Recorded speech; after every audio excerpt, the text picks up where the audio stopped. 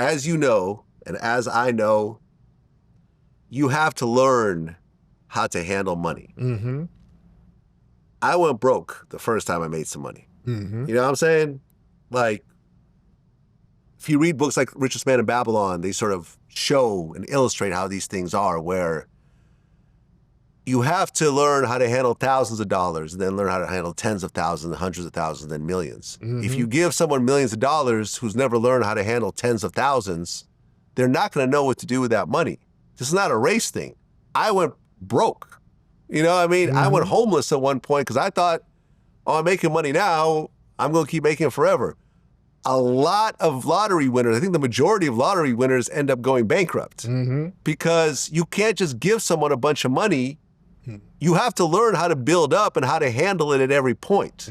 If you suddenly give someone a bunch of money who's used to having no money, they're going to splurge, right? Some people will, but I think most people will. I think it's human nature. You've been dreaming about these material items your whole life, and suddenly, I mean, look what happened during the pandemic.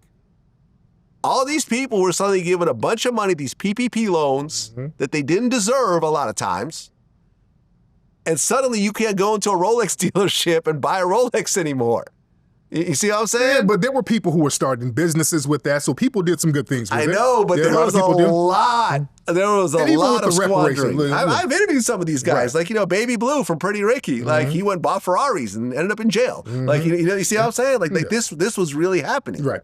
And the thing is, we have so much ingenuity. We've been dealing with economic situations for a long time and making ends meet and doing something with nothing. So many of us are not going to squander the money off. If people want to get their reparations and squander it off, let them do it.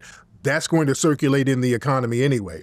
But not into the black economy, though. It's going to go into back in the corporate system. But that's going to help the entire American economic system, which is good. The money's not going to be thrown out into another country somewhere. That's true. Right. Yeah. So that's the thing. As long as it's circulating here. And again, there's so many black people with so much ingenuity. There are going to be people starting businesses, people making investments, people doing great things. We've always done that. We've created Black Wall Streets and Central Avenues and Wilmingtons. We've always done that. And yeah, you've had people who trick the money off. So, there's always going to be a balance. That's the great thing about Foundation of Black American Culture. We got the people that's going to front and floss and stunt. Then we got the people that's going to invest and build and do other things for the community. So we got a big spectrum of people within our community where we're not going to be pigeonholed. Well, I hope that if it does actually happen, one of the requirements for actually getting the money is to go through some financial literacy classes first. They don't do that with no other groups.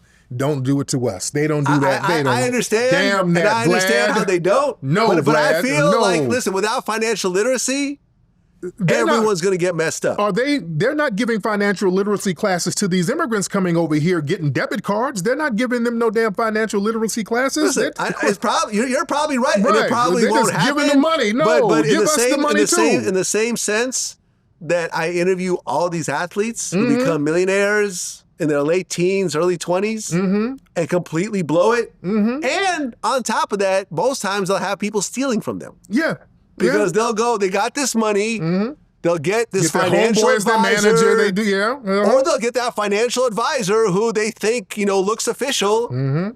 I have yet to interview an athlete who hasn't had a financial advisor steal from them. Almost every single time. So yes, I don't think it's going to happen, but I hope that it does, because I think that overall, everyone will benefit way more. Right. Here's how the stock market works. It's not the same as gambling. You're actually buying a piece of a company with this stock, so you should know that. You know what I'm saying? Before you go and take it to the casino because you think it's the same thing. It's not the same thing. Right. This is how 401ks work.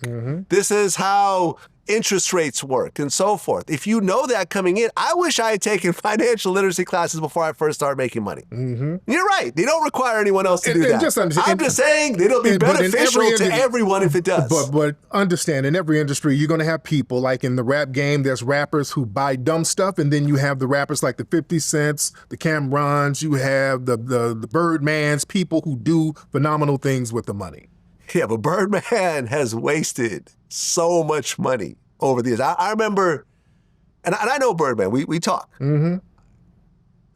Someone like a Birdman is able to be so successful because they continue to keep making money decade after decade after decade. I remember T.K. Kirkland said something interesting because he used to open up for him. He used to tour around with him.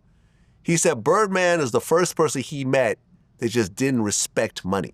Meaning that he went to one of Birdman's houses and there was like 7 Range Rovers and all of them were sitting on flat tires because nobody's driven them for like 2 years. Wow. You see what I'm saying? I went to studios in Atlanta and they told me that Birdman rented out the main studio for a month and has never even shown up. And that works if the money keeps coming. Right. You can fuck off all the money you want if you got millions next year. But when you get one shot, when you get one payment, and you got to make account for the rest of your life, if you don't have financial literacy and you act like Birdman, you're going to have a very sad future. That's all I'm saying. Right. That's all I'm saying. And we do need people like, the Al Haymans and people like that guiding the Floyd Mayweathers because Floyd is doing great things. So again, we got people out here who will do the right thing and you got people who will trick it off. And if they want to trick it off, let them trick it off. It's their right to do so. You're right. You dig? If the Native Americans are tricking off their money and drinking it up.